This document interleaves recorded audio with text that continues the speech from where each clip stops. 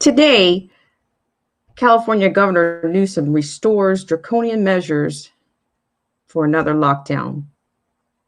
Much more coming right up.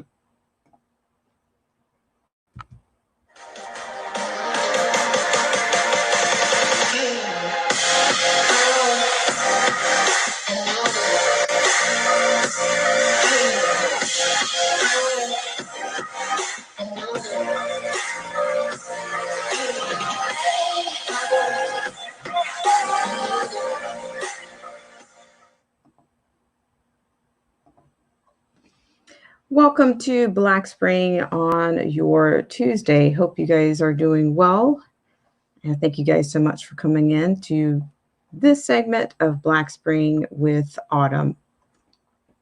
Now, of course, we're going to do our shout outs to our patrons, Derek C. Williams, The Definition of Anarchy, The Angel Munez Variety Show, Chrysler Imperial H, and Gary L. Youngkeese Jr., and a special thanks to Cold War Jesus. Once again, I'd like to thank everybody for joining me on this segment of Black Spring with Autumn. And as per usual, we are not short on many things happening around the country, even in your local area, or maybe there's even some things that you're not quite aware of, but of course, we will get started. So among the stories that we're dealing with today, we're going to deal with the reinstating of the lockdowns, and we're going to talk a little bit about a bit of the context or the perspectives, of course, on the pandemic, and of course, we'll get into a little bit of economics, which those things are they're all pretty well linked. And when I say linked, I'm saying that those things there are the cause and effects, and sometimes the effect is worse than the cause, or I think you can meet me somewhere in the middle on that. If not, I'm sure it'll come up again. We'll talk about the economy. We'll talk about many of the campaigns. We'll talk about campaigns that we're seeing coming up around the country as well, from the Midwest to the West, and closures that may be springing up in your area, that whether that means the continuation or the uncertainty of school closures. Some schools are already declaring that they will not open this fall, and they will only be providing an online regime for your child's learning purposes. So we'll get into just a little bit of that.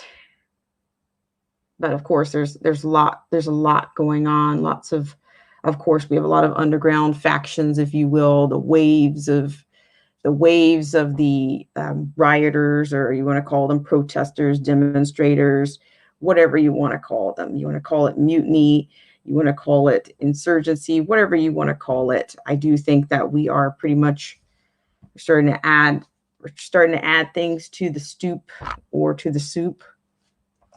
Hope everybody's doing well. Thank you so much for joining me on this segment of Black Spring with Autumn. If you are joining me, I'd appreciate it if you could hit that like bell or the unlike button, or even dare to share it out. Throw caution to the wind. And if you want to throw an even bigger caution to the wind, you might want to make sure that you're still subscribed to the channel, because I do not believe that the technocrats are going to lighten up by any stretch. Shout out to you, Crazy Chick Sheena. Thank you so much for coming in on your Tuesday. Hope you're doing well. Thank you for taking the time. And I am just doing a little bit of the channelytics, just a little bit.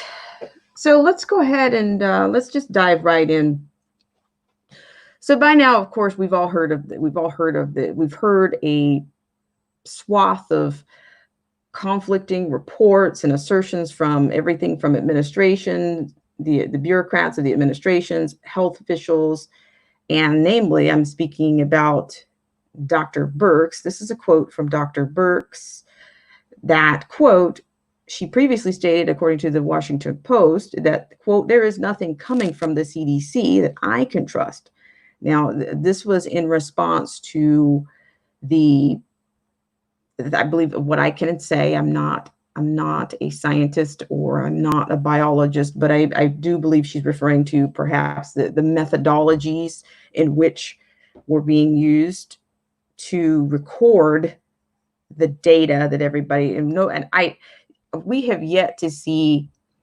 My issue with these reportings is that they're incomplete. There's lack of perspective, there's lack of context. And when I say that, I'm meaning we don't have the scale of clarification. We don't have the scale of clarification with these reports. We get reports of deaths, but we don't get reports of the recoveries, or we don't get it. We're not getting those. We're not getting those numbers. We're not getting the context. We have people that would, they don't want to talk about it in context with the flu, but then there are so many other stats. There are many stats that we should be looking at in order for, I would think, that for people to be more informed and have a better perspective on the scale of the risk and the sickness. So we'll get into that a little bit more, but specifically we'll go to the first story, which involves Gavin Newsom and the crunch to shut things down. The bars, the gyms. I'm giving you some generals here. General closures here. Shout out to everybody in the stream. Shout out to Touchdown Sean. Thank you so much for coming in, Sean. I really appreciate it. Shout out to the Angel Munez Variety Show. Thank you so much. And so I'll have some commentary, of course, to end the statement. Of course, Newsom issued a statement on some things, but of course, let's just get right into that. Hope everybody's doing well on your Monday. So let's just begin there. Shout out to everybody once again in the stream. Also, if you are looking for content creators, please take a look at the patrons. So what we're going to do is we'll take you to the first article. And this first article is going to come from a source. It's a fairly new source to me, but it's called thedeadline.com. I'm going to share just a little bit of this article with you so you can see the text here, and I'll offer some commentary or assertions at the end of this. Thank you guys so much for sharing this Tuesday, whatever time zone you're in. All right, so according to the Deadline, this is the headline here, is California coronavirus update. The Governor Gavin Newsom orders indoor services at all restaurants, bars, movie theaters in state to close again. No end date given. Okay, so according to this, the day after California officials reveal the number of deaths related to coronavirus in the state had passed 7,000. Governor Gavin Newsom said Monday that there have been 8,358 new cases reported in the state over the past 24 hours. The 14-day trend showed only a slightly lower number.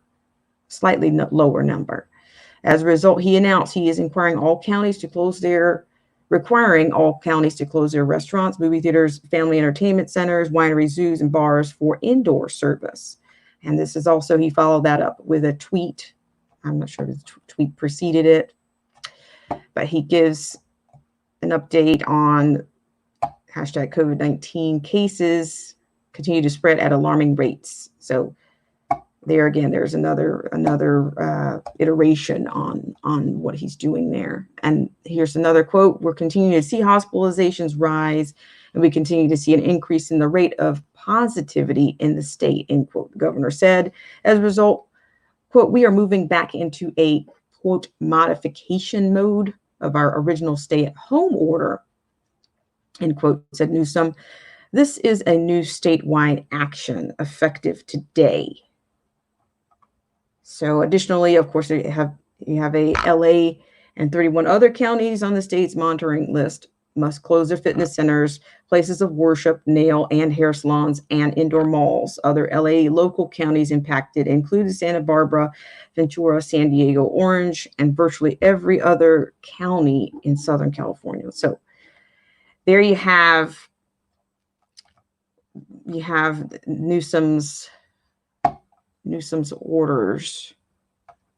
So there again, I can provide this link in the stream, but we are seeing more of this. This measure seems to be returning, and there you go. What you have is no end in sight. And the thing is, it's only, my concern is that it's only going to get, things are only going to be more conflated as time goes on, and then the flu season will be thrown into the pile. Shout out to you, Touchdown Sean. Did the governor mention anything about closing the beaches in California since he wants everyone to sit at home like the Democrats? I don't have any reporting specifics on the beaches. My concern would be if the power grid can handle millions and millions of Californians at home. I mean, and the heat wave has already been pretty sweltering. So we'll get into some things here. So also we'll go for some more stats here. I'm going to take you out of that particular story. You guys can take some time, and I will provide that for you, that link in the stream. So the only part I will reiterate is that what the orders did not include was an end date, and he did not provide a time frame for the businesses to be shut down. And so he says, quote, we're starting to see in some rural parts of the state an increase in the ICU use, said the governor. Seeing it in multiple counties had state authorities worried about constraint in resource sharing as it relates to surging in some counties. And it wasn't just rural counties. On Friday, the LA County public health official reported that outside the surge beds that could be converted, the county of 10 million had just 113 ICU beds remaining. But do you see a copycat here? We've already previously, in the initial plans or the initial confrontation on this whole thing in New York, we had Governor Cuomo, the talk about the beds. Are we going to do this whole over or hyperbolic craze and oversupply and actually start sending tons of money to the state of California and end up with the similar result that happened in New York with the nursing homes?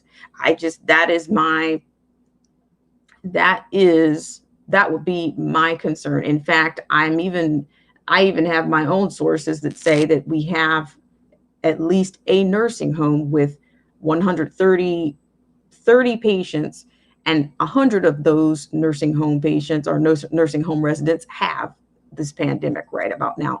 So I think that that's what I mean about a copycat. We'll see, is this response going in that direction, or is this a bailout, or what are we doing here? Is the response going to be the same? Is the appeal, the pleas going to be the same? We'll see. I think it's more than possible. This is Touchdown Sean says, this is extremely bad for all citizens in California, and I'm really concerned about the people out there. Well, I think that the government we have there's a faction that's actually working. There's a faction of people that are working to recall the governor right now. And then there's a faction of, what do you want to call it, the sheeple. We have a faction of that as well. Whether you go to San Francisco, whether you go down to LA, we've got two factions happening here. So we'll see where it all comes out. But I'll take you on to something else that I think a little bit substantiates some of the things that are some of the concerns, the economic concerns, as well as when you start bringing these lockdowns back in, you're bringing these other issues are coming back into play. Shout out to everybody that's in the stream. Thank you guys so much for joining me on this segment of Black Spring. I'm going to take you to another story from the vetted source. The New American is where we will go.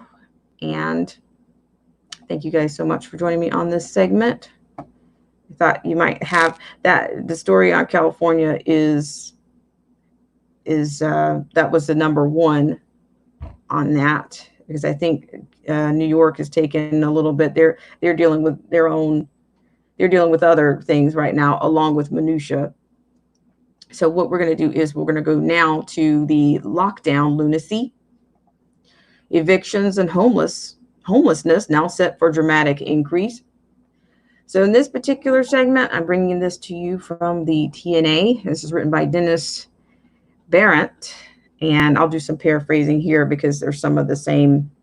There'll be some cross-referencing or some of the same concerns here, but specifically, in confronting the spread of the SARS-CoV-2, public health experts assured policymakers that millions would die as a result of their terrifying prophecies. Governments around the world, and especially Democrat governors in the United States, rushed to institute draconian lockdown measures that crashed business, spiked unemployment, disrupted supply chains, and cratered personal incomes, among other things. Many of the effects of the lockdowns became apparent right away, but other effects take longer to be seen, and still others are delayed by government regulation and handouts. But the handouts don't last, and as time goes by, the longer the impact of the lockdowns will start to become apparent in alarming ways. Now, here we're going to talk about specifically the alarming ways. One of the alarming effects now looms on the horizon and is quickly approaching as millions of Americans lost their jobs, and their income dried up. They stopped making payments on rent and home mortgages. Now, millions of Americans face the prospect of losing their homes during the remaining months of summer. So I'm going to just offer something on that. Yes, we already had that issue. Shout out. Shout out to Silly As I Wanna Be. It's nice to see you. It's been a lifetime. How are you? Thank you so much for coming in. Thank you guys so much for that housekeeping gesture on hitting that like or unlike button and daring to share, and throwing even more caution to the wind by making sure you're still subscribed to the channel during these times. So I'm going to get back into this segment here. So, of course, by now we all remember that we're not. I failed to see the delineation. Are we still in what's considered the wave number one, or we're already fast forwarded to, or are we paused for the riots and the protest, and now we're on to phase two? I'm just a little confused. I think that's fair to be a little bit confused. Where are we? Are we preset for wave two already?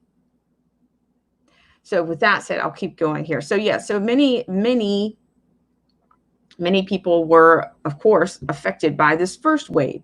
So of course, the moratoriums and all of these things are probably coming to a close, or they will need to be reinstated for an impending second wave, which nobody was sure that the first. Does anybody? Like I said, I don't know if the first wave is over. But speaking of that, I'm going to bring you the irony of first and second wave, and it's also going to come from a quote from Newsom himself. Okay, so I'll finish that, and then I'll go back, finish this, and we'll go back into California in just a second. So, okay, according to CNN Business reports that more than 45 million Americans have filed for the first time unemployment benefits. Quote, many people will see their relief payments end at the close of July. As a result, many of those people will no longer be able to pay, even in part, for their housing costs. Okay, so we have a study here from the Aspen Institute's Pandemic Eviction Defense Project. Found that 19 to 23 million, or 1 in 5 of the 110 million Americans who live in renter households are at risk of eviction by September 30, 2020. Notably, this has a disproportionate impact on poor and minority renters. Okay, so apparently this Aspen Institute leans a bit left, like the propaganda arm of the mainstream media. And of course, they're not really criticizing lockdowns, but they're in support of more bailouts and more federal money being issued.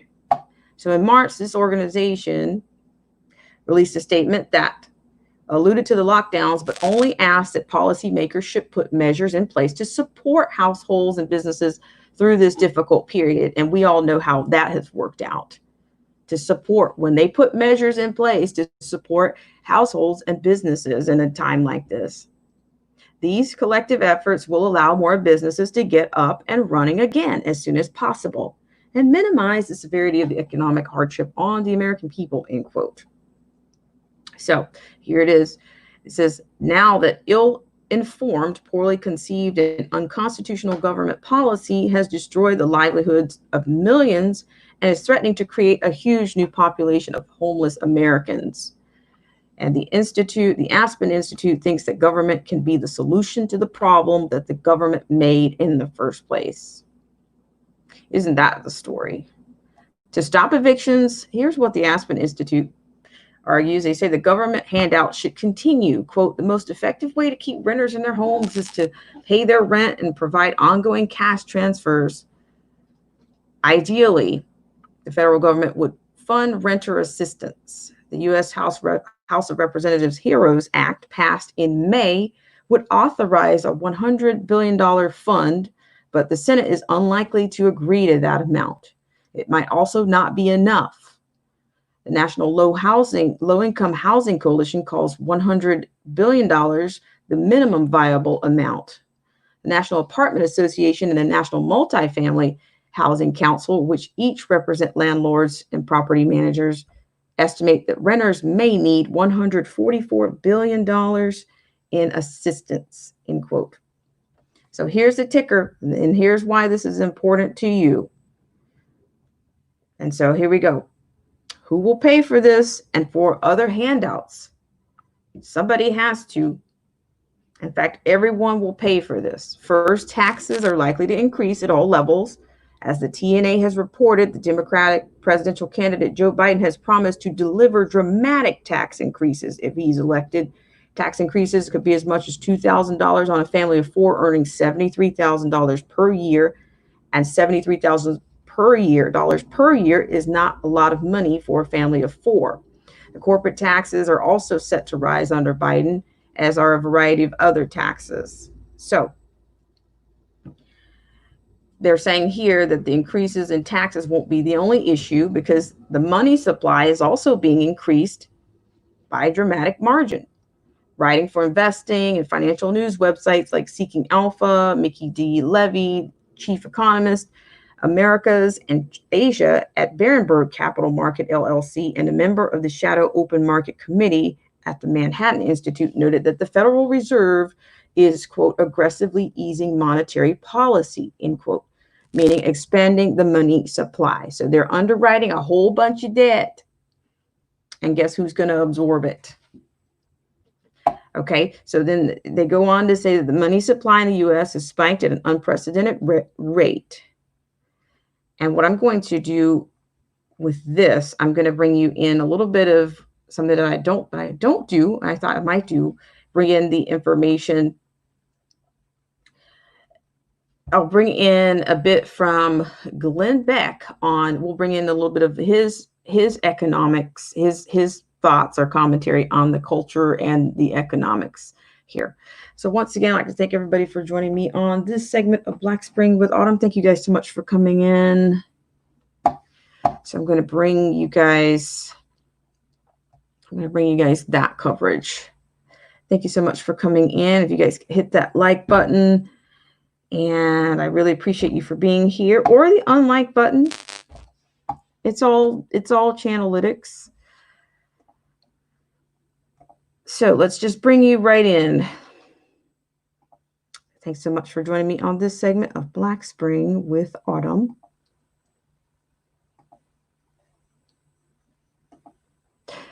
You might put your tin hat on, or I will take mine off the rack for this one, but I'm fine with that.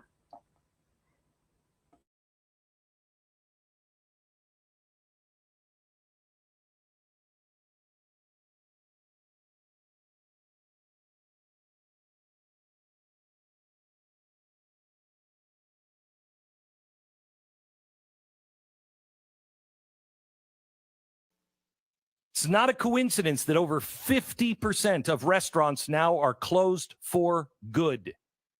As of today, 41% of all businesses overall closed permanently. Now, those are the small businesses, and they were the ones that were ordered closed by the government: bars, restaurants, gyms, yoga studios. The next wave, especially in California, you're toast. Texas cannot be closed again. The next wave that will be impacted will be those who weren't necessarily ordered closed state by state, but are impacted because of the larger chain stores that are closing. For the last few weeks, these are just some of the names that you will no longer see on buildings. Pier 1 Imports, gone. GNC, gone. JCPenney, Signet Jewelers. You know Signet Jewelers is K's, or all of these other little diamond places. Those are all Signet Jewelers. Forever 21 is closed. Lululemon closed. Now, they have closed either all or most of their stores in the last 60 days. Macy's, Gap, Walgreens, Office Depot, Banana Republic, Papyrus, all have announced closing hundreds of their stores. And the knock-on effect is the smaller stores that are located in the same shopping centers. The small shoe repair, the dress shop, the stationery store, the fashion store, the people who relied on the foot traffic in the mall or the large chain store next to them. Public-private partnership between Uncle Sam and the U.S. commercial interest is almost entirely Fortune 1000 focused. And in a way, I guess it has to be. It makes sense the government would focus resources towards companies that can provide the broadest services like Walmart, CVS, 3M, Smithfield, Tyson Food. But the small businessman, the backbone of this nation, is left out in the cold. And still, that isn't the worst news. The U.S. budget deficit was $864 billion in June, almost $1 trillion in 4 weeks. Total U.S. debt now is closing in on $27 trillion. When we last had an election, it was $20 trillion. It looks like in this 4-year period, the Donald Trump administration, because of all of this, will add $8.3 trillion. For 2020, debt per taxpayer is growing at 2.5 times the rate of household income. The Federal Reserve is now buying an average of $9 billion of U.S. Treasuries per day, not rolling over, not buying old debt, buying current, brand new debt, new issuance, growing Treasury holdings by $300 billion a month. That is the modern monetary theory. All those elements are true, and that's all true without another round of COVID stimulus, which will likely be between $1 trillion, the Trump proposal, and $3 trillion, the Pelosi proposal. U.S. federal debt will be at $30 trillion by the end of the year, and that doesn't count any of the debt from the state or local.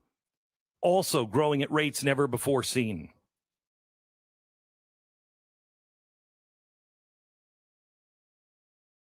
Once again, I'd like to thank everybody for joining me on this segment of Black Spring with Autumn. And I thought that was a heck of a perspective. And I don't think he's off. I really don't.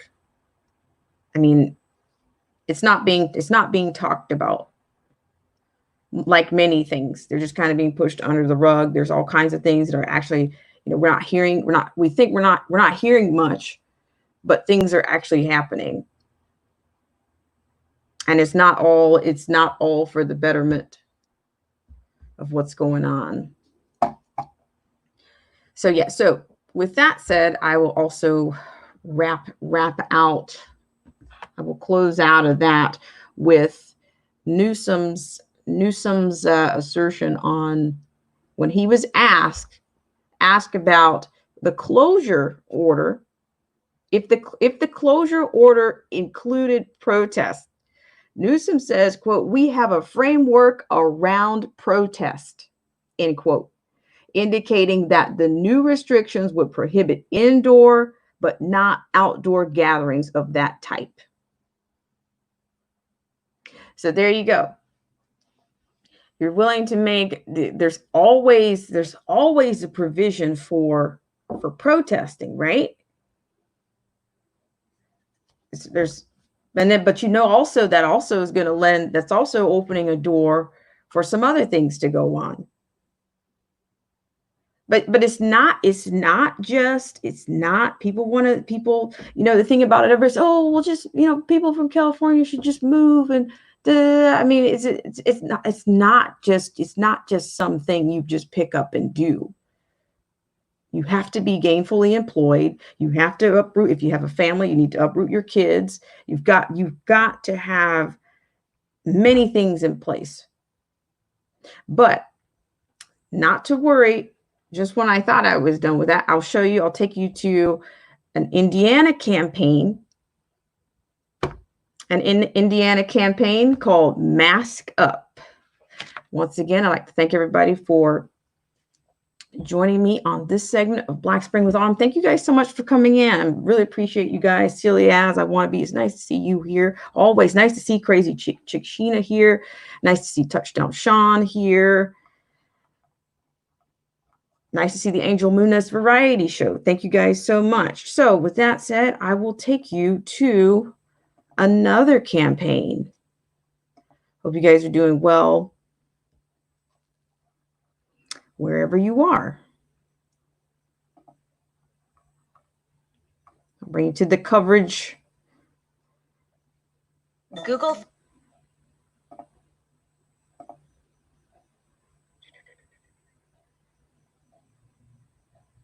Just 1 second here. Thank you guys so much for joining me on this segment of Black Spring with Autumn. Taking to the coverage. In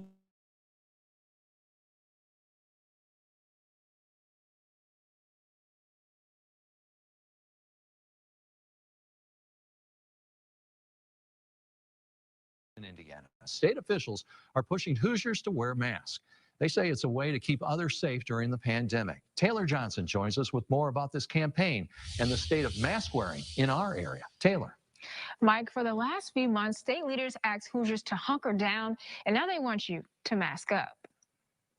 Outside the Vigo County Annex, you'll find these signs telling you to mask up. It's a campaign launched by the Indiana State Department of Health as a way to help curb the spread of COVID-19. I wear my mask for my parents. I wear my mask for all of you. Will you wear your mask for us? While most businesses recommend wearing masks, those who work at Helping Hands in West Terre Haute say for them, it's a requirement. I'm sorry, but that is our rule, and, it's uncomfortable for all of us. We work down here, under the circumstances. Monacam says shoppers who refuse to wear a mask aren't allowed inside, but overall, customers have been compliant. They've just really been receptive. Most everybody wears a mask when they come in. A few Indiana counties have made it a mandate for residents to wear masks. Officials say it hasn't been discussed in Vigo County, but if it were to, we would converse with the Board of Health to see what the spikes are and see what's going on, see if they would ask us to do that. Until things change, Monacam sees masks as a new normal. That's a minimal part of it, is to throw on a mask. None of us like it, but that's the way of life. Now, as a reminder, wearing masks in Indiana is strongly recommended, except for counties that mandate them. And you can find out more about the Mask Up Hoosiers campaign on our website, mywabashvalley.com.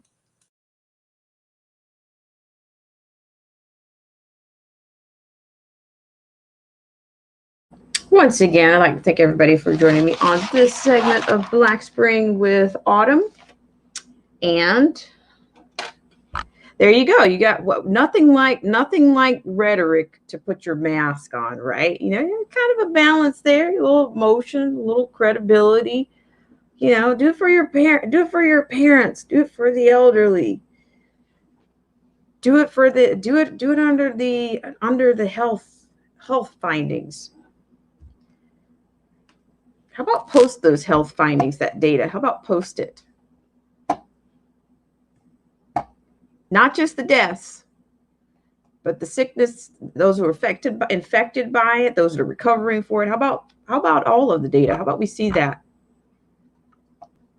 Once again, I'd like to thank everybody for joining me on this segment of Black Spring with Autumn, and I have another clip for you. And I have another clip for you because there are consequences for those of you that don't wear your mask. Don't you know that?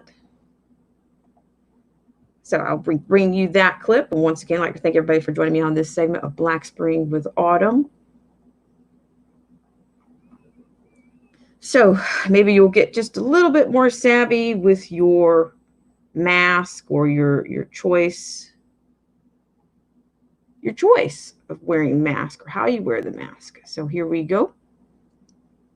Now in this particular screen that I have before you, you will see that in Columbus, you have reporting mask violators, Mask Up Hoosier campaign.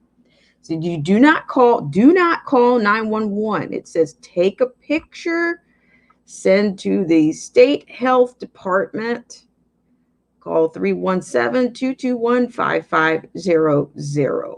So there you go.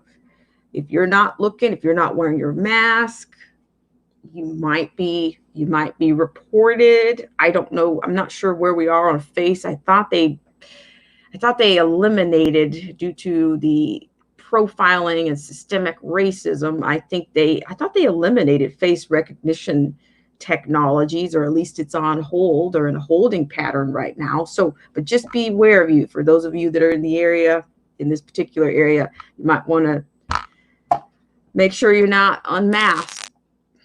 Once again, I'd like to thank everybody for joining me on this segment of Black Spring with Autumn. Look who's here. It's TR News and Reviews. Thank you so much for coming in, TR. It's nice to see you. Shout out to TR News and Reviews. And shout out to everybody in the stream. Shout out to Celia as I Wanna Be.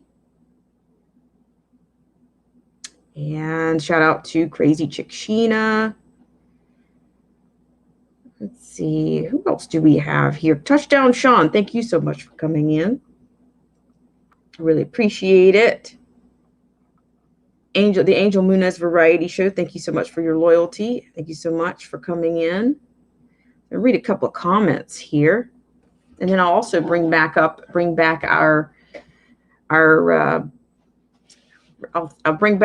some thoughts back into the stream. Okay, Crazy Chick Sheena says in Boston, they said don't call 911 or go to the hospital unless it's an emergency, life or death. CLC in Florida, thank you so much for coming in. I really appreciate everybody for coming in. It really helps. It's nice to have you guys here for one, and it's also helpful for the channelytics.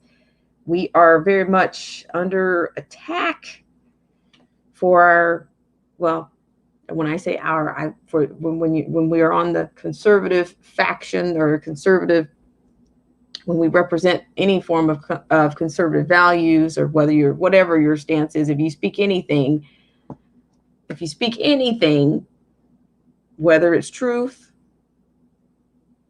you might be under attack. So if you guys could hit that like button or unlike button, I'd really appreciate it. I really appreciate it. So yes, I will continue, but yes, I don't know, I'm not sure where everybody is in the stream, but nationwide, it looks like it looks like these mask mandates are coming across on local levels. And there, my people, I say to you, and please don't take offense that I mean that in some type of a tribal manner, tribal effect or ill, but I'm saying that you might want to check out what's going on in your area. If there are what measures are going on, check your city council docket, check the measures, check your committees. It might be coming to an area near you. So hopefully I'll have some information. Hopefully I'll have something will be coming to the channel very soon that might assist with some of these measures. Because I mean, these are not, I mean, Indiana, of course, but you know, the major cities, I would expect that these kinds of measures would be in some of the major cities already, especially the blue state run cities, that they haven't already put these in place. Once again, I'd like to thank everybody for joining me on this segment of Black Spring with Autumn. It's nice to have you guys here. So we're gonna keep going here. So I want to bring you another story in the violence. I would like to turn to another story into Minneapolis or Minnesota. We'll go to Minnesota, and the violence, of course, the surge continues. And once again, I'd like to thank everybody for joining me on this segment of Black Spring with Autumn. Hope everybody's doing well out there. And thank you guys so much for coming in. So I'm going to be taking you to that story. I won't spill the beans on this one. Okay. Also, shout out to everybody that's in the stream. Oh, Celias, that's another story that I want to get into. I'm not sure if I'll have time or if I'll get into it, but so much going on. So much going on. So with that said, oops. I'm going to take you guys to the next story, and we're going to go to Minneapolis. That's exactly where we're going to go for this next story, which Minneapolis seems to be the centropolis, if I can make up the word. I don't think it's totally made up, but it seems to be a center of movements, if you will. I'll certainly say it's not short on a center of radical movements, without a doubt. Thank you guys so much. Let me know if there's any audio issue on this next clip. Also, by the way, I mentioned it yesterday. If you haven't seen the movie Uncle Tom, you should check that out.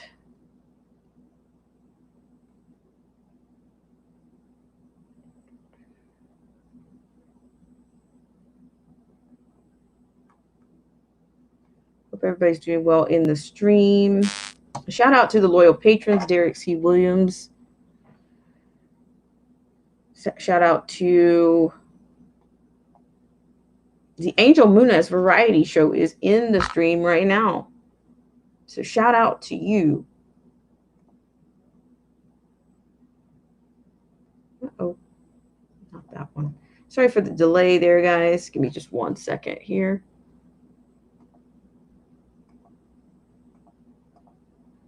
One second here. All right, 1 second. I'll be right with you. Guys, get to know each other in the stream. Okay, so here we go. Thank you for joining me on this segment of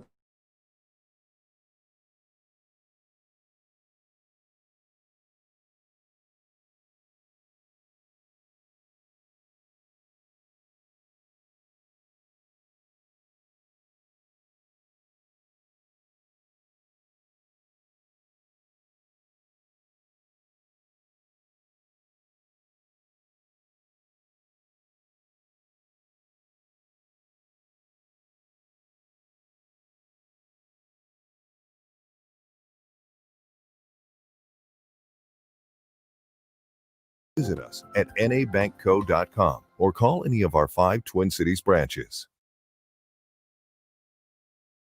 South Minneapolis, a pregnant woman was killed. Her baby was delivered, but is now being treated in the neonatal intensive care unit. And tonight we are hearing from the woman's family. Fox 9's Hannah Flood with that story. Minneapolis police tell us this 27-year-old woman was shot and killed about a block away from 38th and Chicago, where George Floyd was killed. That site has now become a memorial, and police say that makes responding to calls in that area somewhat complicated. This is a photo of Lanisha Helen Columbus. It was taken just last week. In it, she's standing with her uncle, Charles Dillon. Dillon shared with us this statement on the shooting, saying, quote, "This horrendous killing and cowardly act is an example of the pandemic of domestic violence and violence against women. It has to stop. Quarantine has shown a rise in domestic violence calls.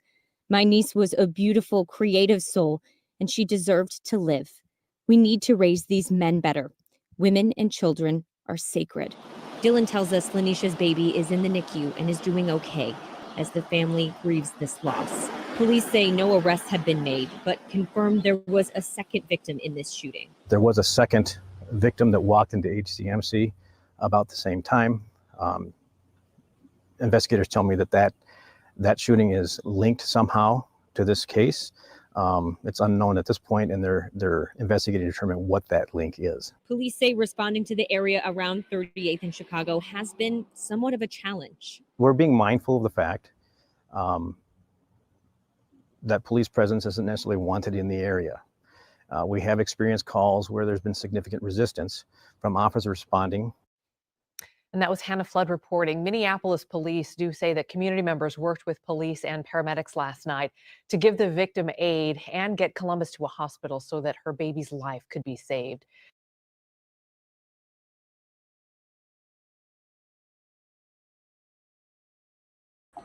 Once again, I'd like to thank everybody for joining me on this segment of Black Spring with Autumn. Shout out to the Definition of Anarchy. Thank you so much for joining me on this segment. Appreciate it. Thank you guys so much for coming in. So there again, Minneapolis, if I can say, is a hotbed right now. And I do believe that is by design. I've got my hat on. So I've got my tin hat on. So I won't go too far. I won't go too far, but I do believe that they're going to start pushing part of the agenda that talks about peace. And that's also going to be a disarmament. It's going to mean more extreme gun laws. We've talked about the 5717 already. We've already talked about 5717 and how it's going to target the law-abiding citizen. That's what, and I'm thinking, who knows? Minneapolis might lead the charge in that. It seems to be a hotbed place for all kinds of things, for all the unrest. It's been a hotbed for burnings. It's been a hotbed for many things. So I wouldn't be surprised if it's not that place, it's going to be another, because there is a surge. There appears to be a surge in crime, and it's all, to me, they're going to use it as a part of the gun grab. The gun grab revolution continues, and it's always going on. It seems it happens in waves, just like everything else. The radicals come out from underground in waves, and the gun laws and the things that keep sliding through, those things are happening in waves as well. There's always somebody in the background writing something to undermine the Second Amendment. Hank Johnson and the Democrats, they are the ones that seem to be in the front of that. And that started earlier this year. They started revving things up. Once again, I'd like to shout out everybody in the stream. Celia, as I want to be, thank you so much for coming in. Crazy Chick Sheena, Touchdown Sean. Thank you guys for coming in. A CLC in Florida. Nice to have you in, CLC. Yes, it's very sad. It's very sad. The city of Minneapolis, I'm just thinking that there's going to be a mass exodus there because of all the things that have happened there.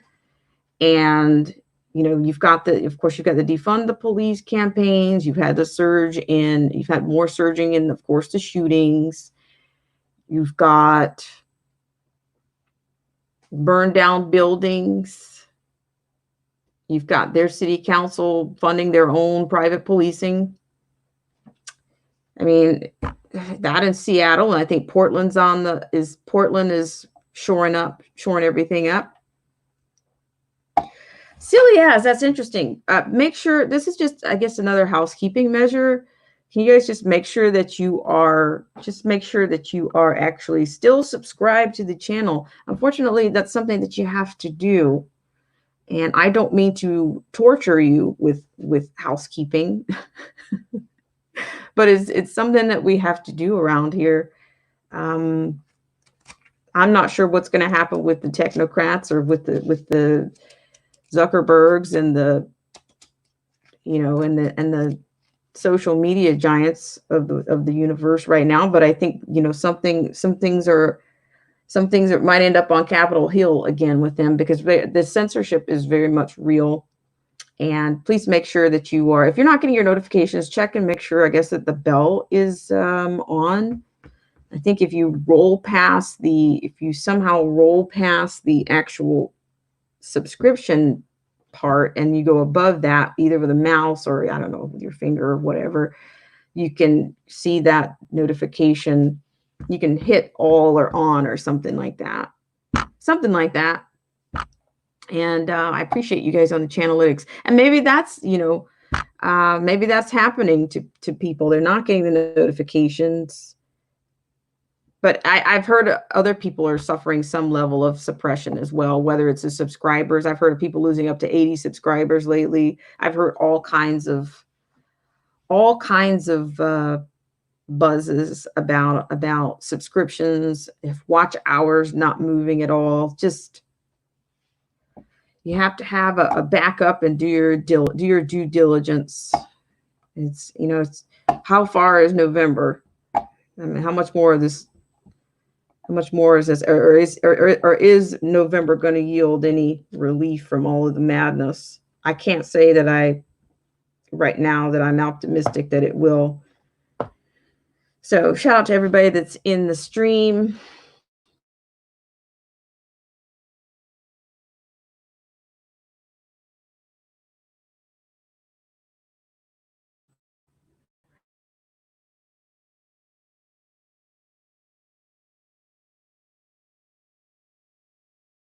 Coming in.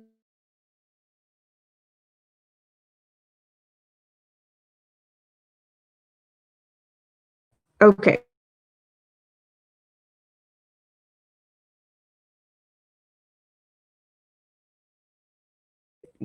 Start buffering and, paint's not peeling around, but I appreciate you guys for coming in. I think we're going to have maybe one more story on today. Maybe some other things coming out.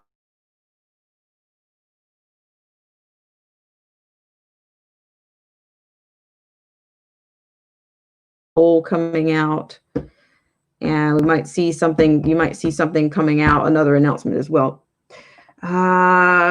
Silly As says, did I see the border wall eroding? No.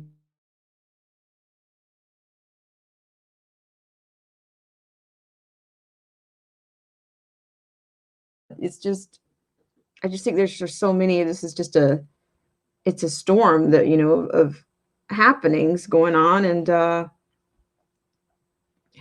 you think it's eroding? Is it, I mean, when you say eroding, are you saying it's eroding from, I don't know. I would imagine it depends on what part of it is eroding.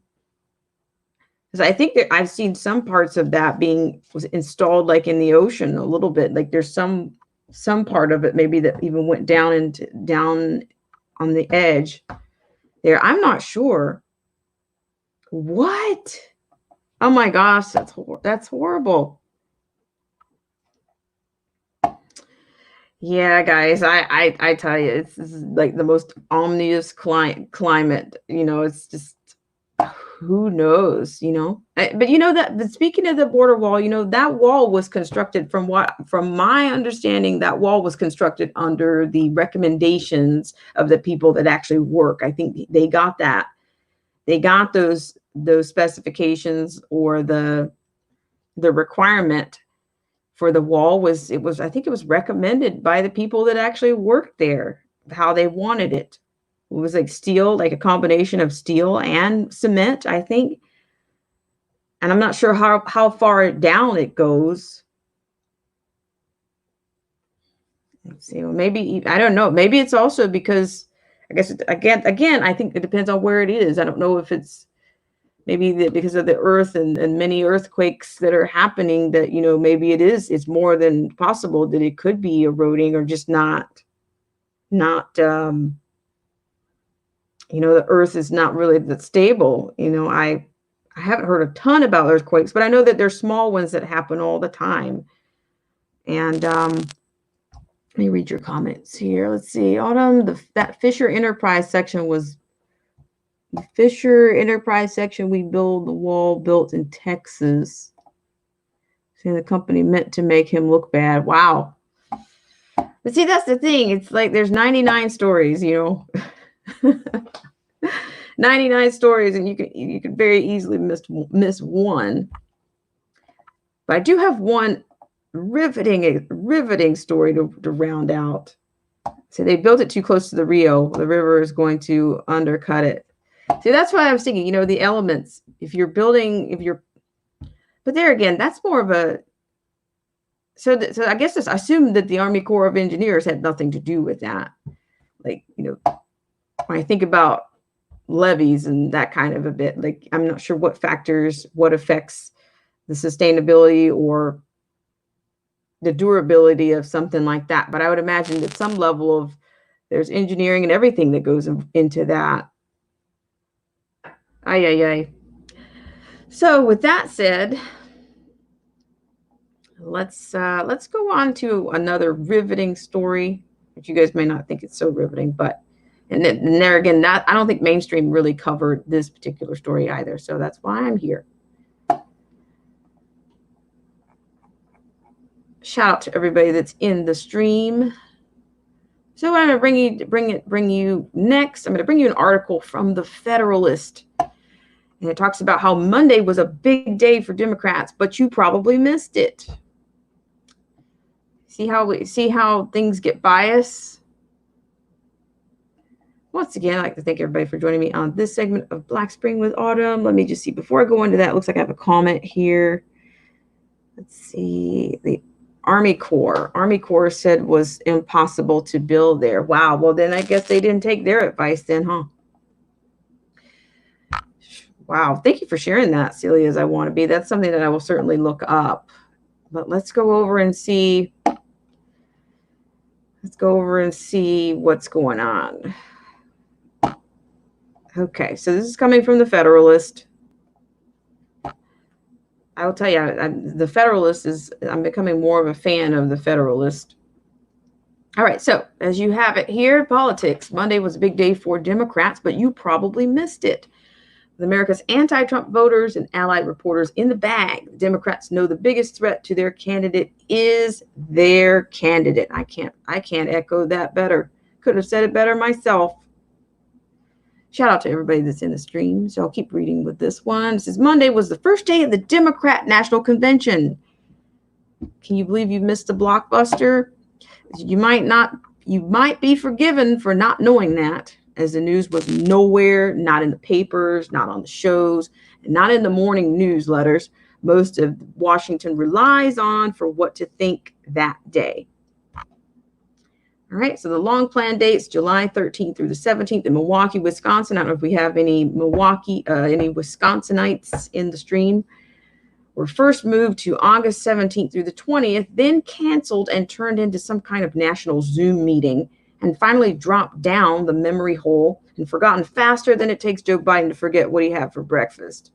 There was no daily coverage for this disaster, no countdown to the big day, no masked reporters flitting and flailing after the former vice president, or his team demanding to know when America might expect the most festive Democratic Party event since Samantha Power invented HBO to her 2016 election party.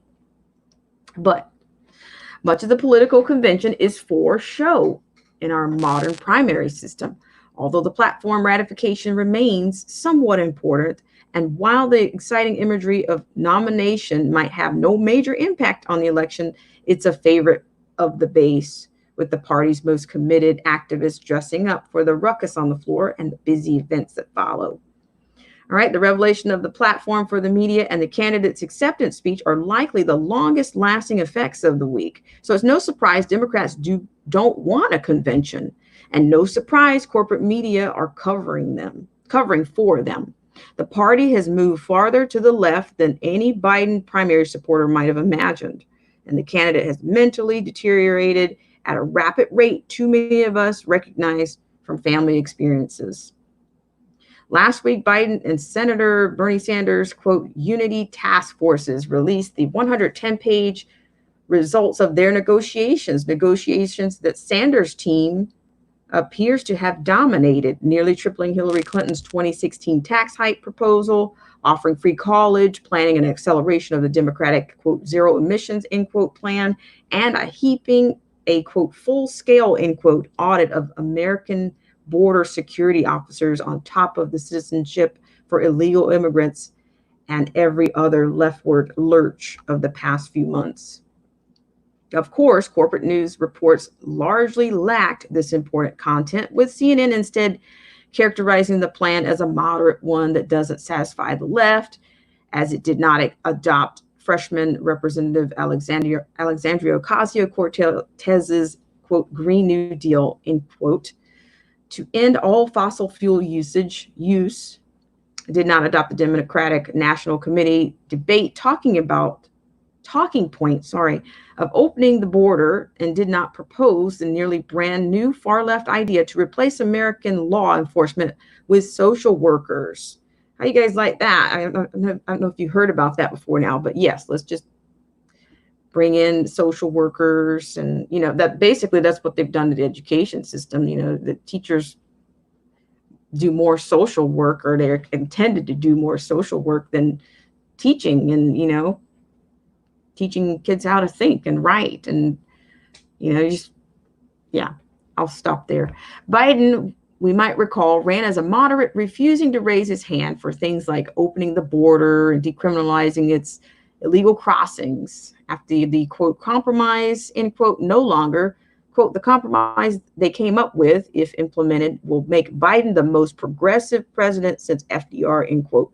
Sanders crowd to MSNBC after the report's release. Quote, we're going to have a breathtaking opportunity to rewrite our economy, end quote. Biden agreed from his home, his blue blazer struggling to stay on his sagging shoulders. The stuff of the left-wing rallies, sure. The stuff of national elections, rarely. But then there won't be any rallies for the people to see. And instead, America has a corporate media willing to tell us the proposals above are, quote, moderate. You see the deception here? It's in the language, right? Enemy of the language is the enemy of the people as well. It's not just the press. I just go even more. We'll just deconstruct it right on down to the language, the idioms that they use, the evasions that they use, that they speak with. Quote, this agenda that you've laid out here is not the agenda of a man who is trying to reach out beyond his party for support to win the election, end quote. 55-year political reporting veteran Brett Hume commented, quote, this is a man who is simply trying to solidify support within his own party, and he might be right about that, end quote. With America's anti-Trump voters and allied reporters in the bag, Democrats know their biggest threat to their candidate is their candidate. I love the way they put that. For now, that threat is neutralized with coronavirus hysteria, keeping him safely cloistered and lazy reporters not even wondering if he'll be accepting the nomination, sitting in his home among a small group of doting aides and a blue jacket safety pin to his frame. The insanity above sounds like it should be news, but it isn't. And that decision is deliberate as it is partisan. For a glimpse, take a look at Monday Google News search for Republican National Convention. Words and phrases like, quote, dumpster fire, chaos, deep trouble, struggling, end quote. and, quote, mad scramble come in at the top. So to round this one out, it's true, the Republican Party was compelled to move states just a few months out due to a hostile mayor's coronavirus restrictions, and its true frustrations at the National Committee are running high amidst historic pressure. All of this then might be seen as normal reporting for a minute. But let's take a look at reporting on the Democratic National Convention on what was supposed to be day one, had they not gone with President Barack Obama, quote, blunt, end quote, advice to keep his old Veep well out of Americans' sight. Ay. Thank you guys so much for joining me on this segment of Black Spring with Autumn. Shout out to everybody in the stream. Emily R., how are you? Thank you so much for coming in. Oh, that's really excellent. Thank you so much for doing your due diligence in the housekeeping on the smashing the thumbs up. I really appreciate that. Is this your first time in, Emily? It's really nice of you to come in. Shout out to Crazy Chick Sheena, silly as I wanna be. Definition of Anarchy, thank you so much for coming in. CLC in Florida, nice to see you as always. Shout out to Touchdown Sean.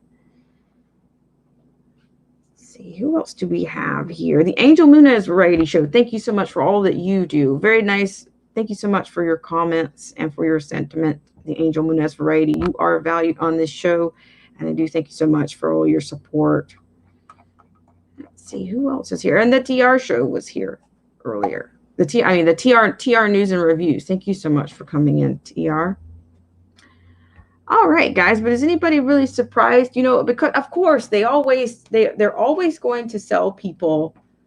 They're going to sell a moderate package, but of course it's radical. I'm going to be honest. I think that Biden has unmasked himself. He's probably by now, I think he's probably taken on 99% of Bernie Sanders' plan. And I suspect that the Green New Deal is a part of that as well.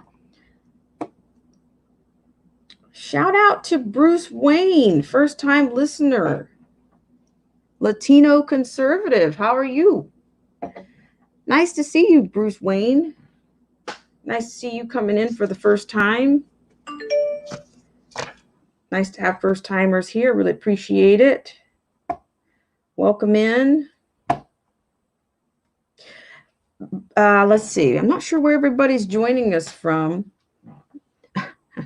He said, "Good, but your real name is Sergio." Haha. That's good. We like Bruce. We like Sergio. We like both. It works around here. Welcome in. Thanks so much for coming in. So yes, and let me make sure that I'm subscribed to your page, Bruce Wayne. I'll make a note to self to make sure I'm subscribed to your page. But yeah, so we've talked about quite a few things here in this segment. We've talked about the economy. Maryland, you're from Maryland. I have a friend in Maryland, and her name is Marilyn. But yeah, Maryland. I'm not sure if you guys are you guys dealing with some level of mandated mask in your area, your jurisdiction? I mean, yeah, I think that's springing up. Mask up on a local level. Hopefully we'll be bringing an element to the show very soon, and hope everybody can be present for it, because I think there's a lot of issues. I do appreciate your guys' feedback on the last poll.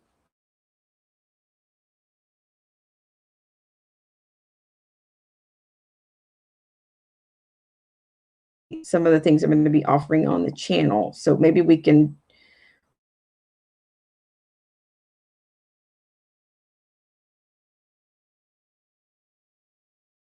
offer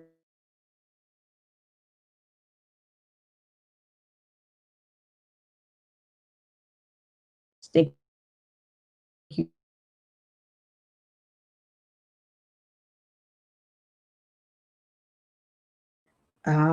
Some other content coming out this week. Thank you guys so much. And thank you for being flexible and for kind of rolling with the punches, so to speak, on the inconsistencies on the stream here. But once again, lots going on. But then I did pose a question yesterday that I said I was going to keep in the stream. Excellent. Crazy Chick Sheena. I will keep that in mind. I will keep that in mind. So let me put that.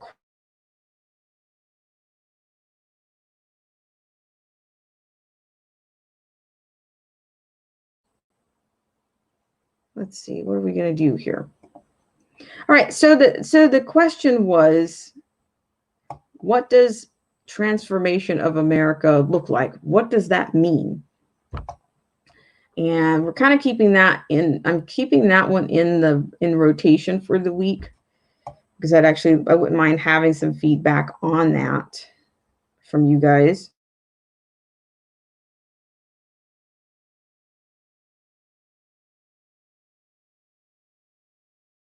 Mask at gym, pretty absurd walking in 90-degree heat with a mask on an empty sidewalk or in your car, though. Yes. That the in the car thing is just, it's more than bizarre to me. I can't do it in the car.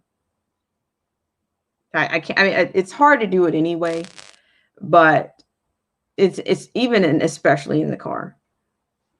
Especially in the car, because at that point, who are you concerned about contaminating yourself with your own droplets, or whose droplets would you be sharing if you're in the car alone? If you're in the car alone, and I've seen people in the car alone with mask on. Let's see, what do we have here? Silly as I want to be says, I'm having a poll also. So she's in the fifth. He says, I know, but I've gone over quite a few things, and every single one of these things, you might say, yeah, of course you guys know why these things are important, because of course you know. I appreciate it. I appreciate that, silly as I want to be. That's nice. Nice. 30 more minimum. Let's see. Crazy Chick Sheena says, remember Venezuela was a rich country. Speaking of that, let me put that one in. I did do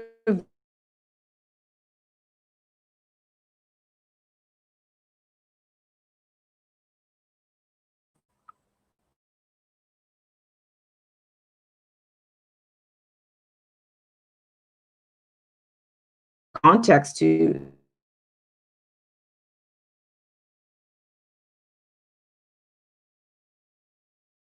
on something from mainstream media. I might say this, and that even at times, I think maybe Tucker Carlson might be one of the last, because I'm not quite in on Fox News. I'm not. They've changed quite. I don't think they've changed.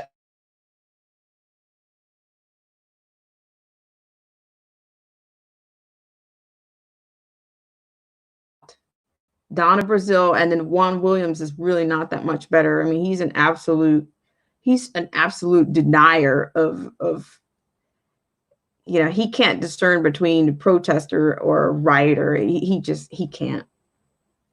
He refuses to.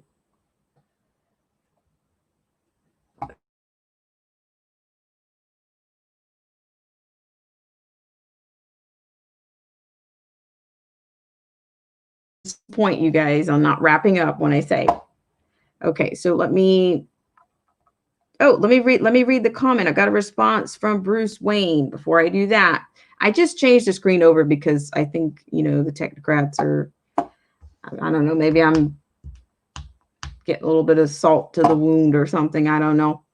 But Bruce Wayne says transformation of America means changing it to a dictatorship through socialism. Peru had shining path, and they blew up buses to get their candidate elected. Wow. Thank you for that, Bruce Wayne. That's pretty, See, now you're going on to something that now you're tapping into something that I'm going to try to do a bit of a series on. I do think this is more, we've got a revolution. We've got this huge revolution that's going on underground. And they're always there. That's the thing. They're always there. They're activated in waves. As you know, they're activated in waves. And yeah, I mean, you just think about all these groups of BLM and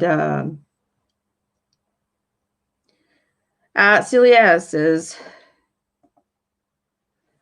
when you start having hot tech problems,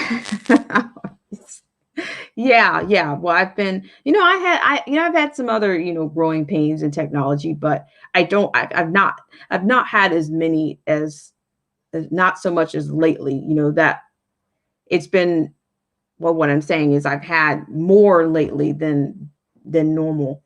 So I do think that that's, it's there, but I will keep going here. So I'm going to share something with you guys. Thank you guys so much for coming in on this segment of Black Spring with Autumn. And yeah, we've talked a little bit about, well, I'm going to queue up something else here since I'm adding some time on. But yeah, we've talked about the economics and we've talked about the mask up nation going across the nation. I've also talked about in the previous stream about Goldman Sachs throwing their 2 cents into the ring, saying that they support federal mask mandate, which, it's just there again, we're not playing by our own rules. We're not playing by the Constitution. We're playing by their rules. This is the part that's disconcerting about all of this. You got Bill Gates. He's got the solution to a vaccine and, of course, an ID, which would lead to an ID. And then you've got these other elites, Goldman Sachs weighing in, which Goldman Sachs has their hands in just about everything. Culture industry, you name it. And so let me keep going here. Shout out to everybody in the stream. Crazy Chick Sheena says they do censorship conservatives and definitely women of color. That are conservative YouTube hates that the most. Yes, Crazy Chick Sheena. You never know. I kind of got into a bit of a, this is a for another direction here. I'm just going to digress for a second. But I got into a bit of a riff with, it seems, a liberal supremacist a few nights ago. She was doing all of her, I don't know. She was just, I asked her, did she think she was an elite? And she basically said yes. But I just wanted to caution her, warning, you're about to reveal yourself. She happened to be a white liberal, and she's basically telling me how oppressed I am. And then I asked the question, she just went spaz. She says, I said, do you know any Black people? Where you get your perspectives and your context from? I didn't know I needed to provide names and phone numbers. It was a nasty little cuss. She said that she told my friend, she says, I didn't know you were going to have Candace Owens on your show. You set me up. I'm like, this is amazing. The liberal supremacists cannot stand conservatives. It doesn't really matter what your background is. But she was totally, I don't know, she was really, doing what liberals do. But I had to tell her, look, I'm not your toy. I'm not your subordinate. And it just doesn't work that way. And she eventually just she ended up taking herself off. She ended up taking herself off of the stream. But she even started quoting James Baldwin. She said, I'm not your Negro. And I'm like, what? Even James Baldwin spoke in context. Could you give us some context? You're just throwing out a prolific writer. I ask you, do you know anybody Do you know any black people? And then I'm like, oh my gosh, somebody call 911 and get her a banana bag. She's not only does she not, she's obviously having conversations with the late James Baldwin, but she doesn't really have any, she doesn't have any friends right now. She doesn't know anybody right now, for perspective. So that was kind of scary. Kind of scary. Not scary, but real, just real. But she totally started going off, you know. She couldn't answer the question.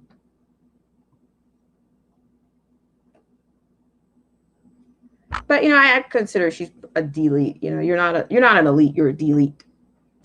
So I had to close it out. So yeah, I'm gonna move on to this next. See, this is where I'm going off on a little bit of a rant, but that was my first. That was an interaction on someone else's show, and yeah, I can't. I'm not gonna be told how oppressed I am. I'm not gonna be told. I'm not gonna have people bowing and kissing and washing my feet and all this lunacy. I'm not going to be, I don't want anybody doing that. If anybody wants to do that on this show, I strongly suggest you exit the way you came in. There is a way out. So let me go on to the next story. But yes, I wanted to bring in that clip that I did an actual show on. So I meant to read your comment, Bruce Wayne. Sorry about that. Let me read your comment and then I'll move on. See, I'm getting into the I'm getting into the weeds a little bit. But I try not to do rants, but every now and then, you know, it's just staggering the things that people think they can get away with things. You know, like, just don't patronize me. Don't do it.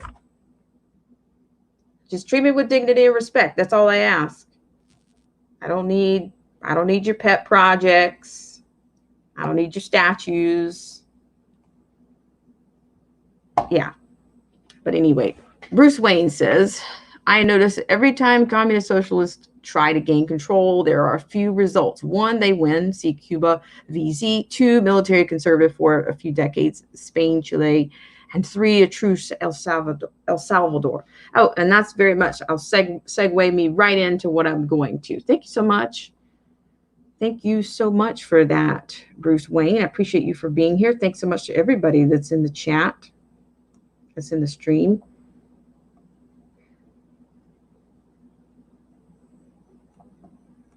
Okay. So yeah, you guys can feel free to talk amongst yourself, and I will offer one more segment on this. Really appreciate you guys for coming in. Thank you guys for doing your housekeeping or your homework and hitting that like button. As I say all the time, I don't mean to torture you with that, but you know, I do have backup channels, and there may very well be a website announcement coming so that I can control this a little bit better. And because of course there's going to be a lot of this is a provocative time in history. This is a provocative channel, and I'm not looking for echo chambers.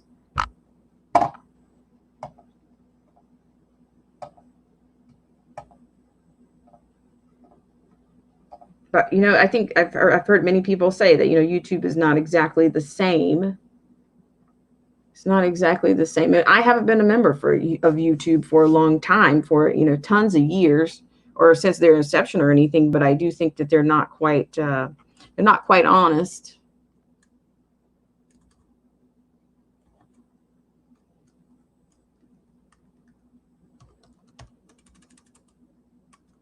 Shout out to everybody that's in the stream. Okay, so all right. Thank you so much for coming in. I'm doing a little bit of digging around right now. Sorry about that. I'll try not to make it too painful. Since I'm at it, I'm just adding something to. It's more like an iteration, but it won't take long. Thanks so much for coming in. And thank you so much for answering that, Bruce Wayne. I thank you for your engagement as a first timer on the channel. I really appreciate it. In fact, also make sure you guys are still subscribed. So I think I've lost about 25, 30-ish subscribers. It's not a big deal, but you know, it's what's going on.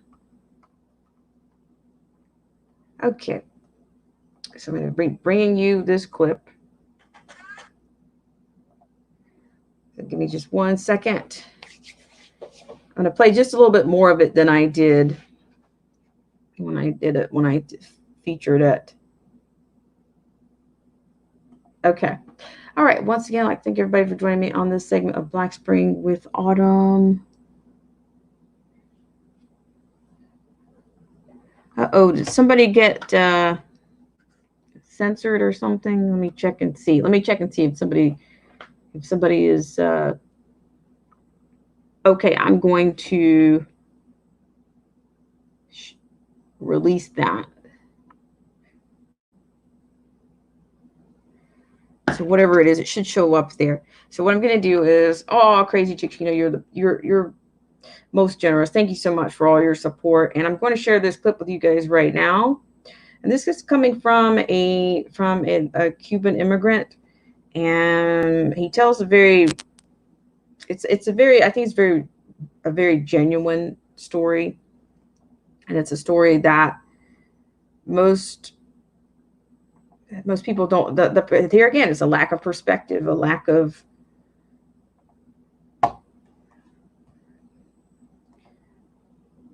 it's lack of knowing where we rank, where you might rank in the scheme of things. Look at our backgrounds. Just think that in 1961, as a 13-year-old, by myself, on my way to Spain, I wasn't even coming here. I arrived in this great country. And almost 60 years later, I'm sitting next to the President of the United States, talking about the American dream. The only country in the world, no other country in the world, that you can start a business from the trunk of your car.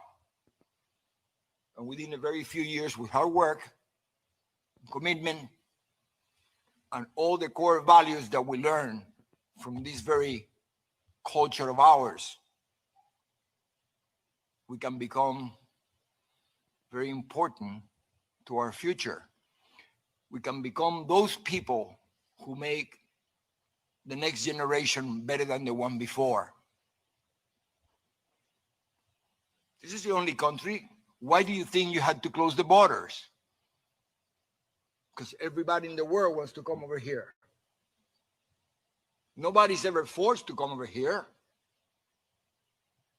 We come over here, in my case, because my parents chose that I would not be indoctrinated by the communist country, by the totalitarian country, by the totalitarian regime. They don't educate children. Absolutely not. And this is something that we need to understand. What is happening in our backyard today, I experienced as an 11-year-old. I remember vividly all the promises that a guy named Castro gave and how 99% of the people swallow the pill.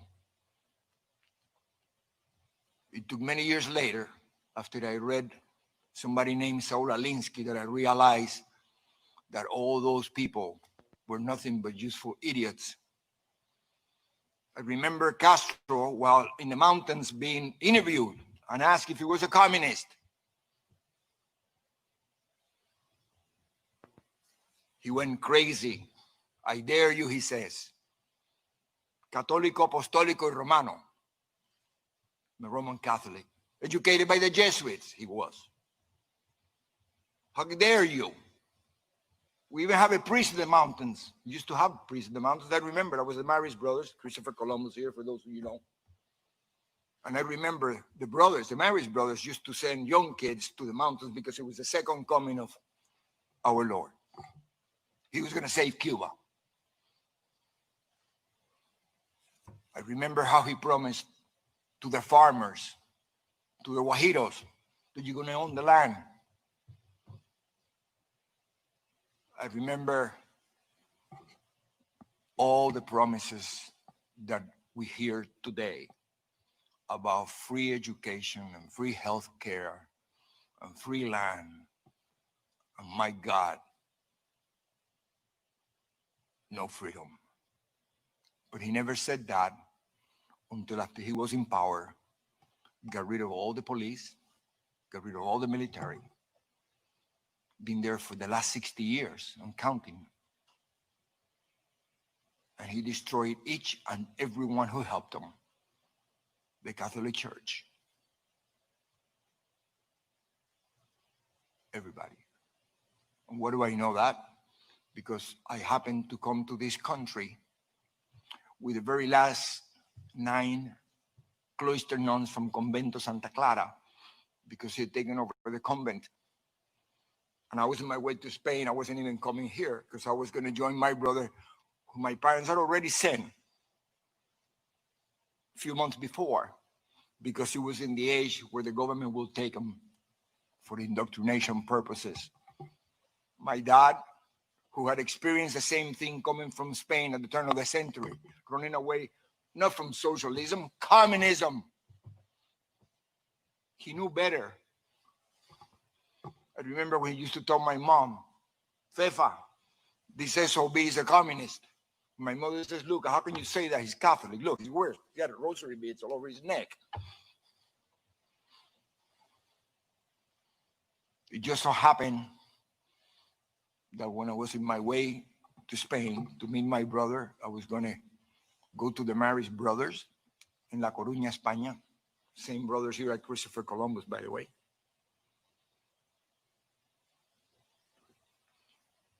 My brother died. And I was kept in this country. Greatest blessing I ever had. But imagine what happened to mom and dad. One day, you lose both kids. This is a family who had never been involved in politics. My father came at age 18 from Spain, running from communists. By himself, never went back.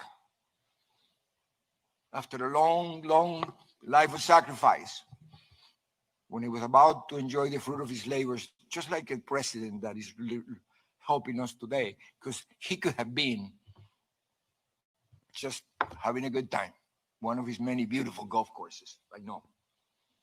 But yet he gave up enjoying the fruit of his labors to do this. So did my dad. That's why I love you. Exactly the same. So when they're about to do that, from one day to the next, they end up in this country with the shirt that he was wearing on his back. And did a maximum. I've been here already 4 years. But thank God for Pedro Pan. Talking about socialism, Catholic Church, 14,000 kids who came like me in this country without parents. And we were provided an opportunity. This is what makes our country great. They didn't give me free nothing. They gave me the opportunity. That is the most valuable thing in the world. Now, when I said they didn't give me any free something, please understand that at 13 years old, I had to be provided with a home. I had to be provided with food and an education. That is socialism. That's Americanism. That's the America that these people are trying to destroy today by using funny terms like socialism. They're not. They're communist. Don't ever forget that. I know our president understands that because he knows. He's been all over the world, and you're surrounded with great people, very loyal people. And we have our back. I remember the first time I gave a little speech about something like this, tell him about I came from Cuba and all, blah, blah, blah. I remember this is around October 2016. I thought you were a little crazy for the sacrifice you were about to take, but I predicted that we were going to elect you in November, and I was going to see you in the White House in January. Thank you very much. Because of the situations right now, I cannot give you a hug otherwise. Thank you very much. And I want to leave you with one last thing. Never forget about my dad, who only had a sixth-grade education, but I think he was the greatest philosopher I ever met.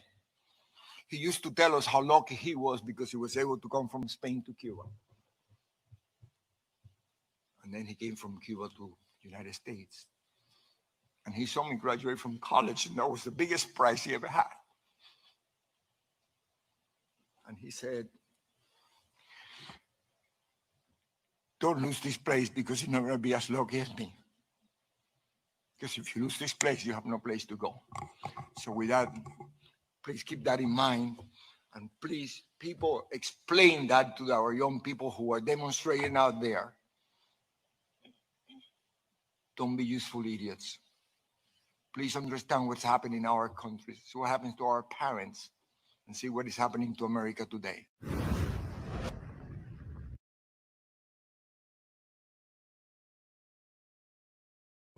Once again, I'd like to thank everybody for joining me on this segment of Black Spring with Autumn. And on that note, I'm going to round out this stream. I'm going to give a shout out to everybody that's in the stream. Hello to Cold War Jesus. Thank you so much for coming in. And also Garrett Reed. I think you guys were some of the last to come in.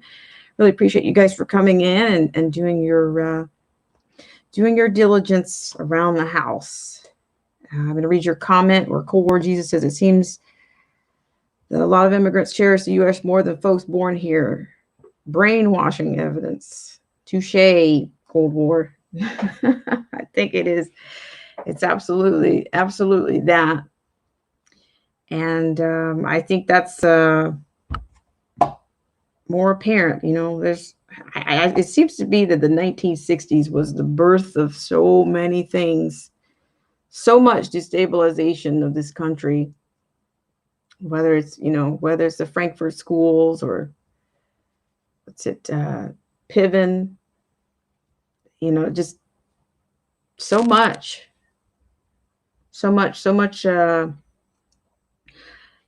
underground, so many things came out, and they've been working for a long time. Same people, they write the history. The academics are writing the history. The same players. And they're in every institution, every social construct, everywhere. Everywhere. Shout out to everybody in the stream. Once again, shout out to Crazy Chick Sheena. Shout out to Cold War Jesus. Shout out to, let's see, make sure I don't miss anybody for coming in. Shout out to Bruce Wayne. Thank you so much. Yes, that is a fantastic Yuri Benzmanov. He does a great job with breaking. I think what I've seen of his assertion is about 4 parts, but I think he nailed it. I mean, we've got a lot of people that are avowed social. We've got a lot of avowed socialists, a lot of avowed communists in our country. We have a lot of Trojan horse everywhere, in the government, in the schools, everywhere. You have an elite. You have an elite hippie faction. That anything around the world, they'd rather be called anything in the world other than an American. They would. But it's really not even about that. It's about power. It's about overthrowing. It's the revolution. It's all about the revolution. You can put anything on the front of it.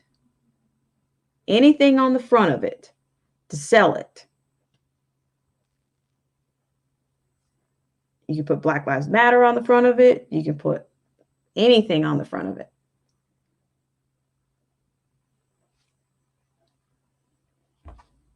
And especially if they know what makes a group tick. They line up the useful idiots. You know, after even useful idiots become indisposable at some point. So shout out to Bruce Wayne. Shout out to Celia as I want to be. Thank you so much for coming in. And also please make sure you're still subscribed. Shout out to CLC. Shout out to Cold War. Let's see. Shout out to Garrett Reed. Thank you so much for coming in. Shout out to the Definition of Anarchy. Thank you so much for coming in.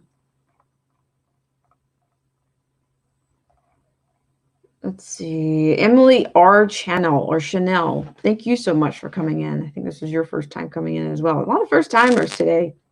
That's it. But that also makes me, it also, just kind of echoes the thing that I think people are not getting notifications on a consistent basis. They're really not. Let's see, who else did we have? We had the TR News and Reviews. We had him here earlier. Shout out to you. Shout out to CLC in Florida. Thank you guys so much for coming in. And shout out to the loyal patrons, Derek C. Williams, Killer Whale Channels, Sandy K, The Definition of Anarchy, the Angel Munez Variety Show. Shout out to you. You were in the stream earlier as well. So thank you guys so much. And I look forward to seeing you guys on another live stream. And we'll just go from there. So I'll see you guys again. It's possible I will stream tomorrow, but I'm keeping it Monday, Tuesdays firm. But it's possible I will do tomorrow. It may be at the same time. And if not, I will do a moonlight stream. I have some things to work on, and we'll see what that looks like. But once again,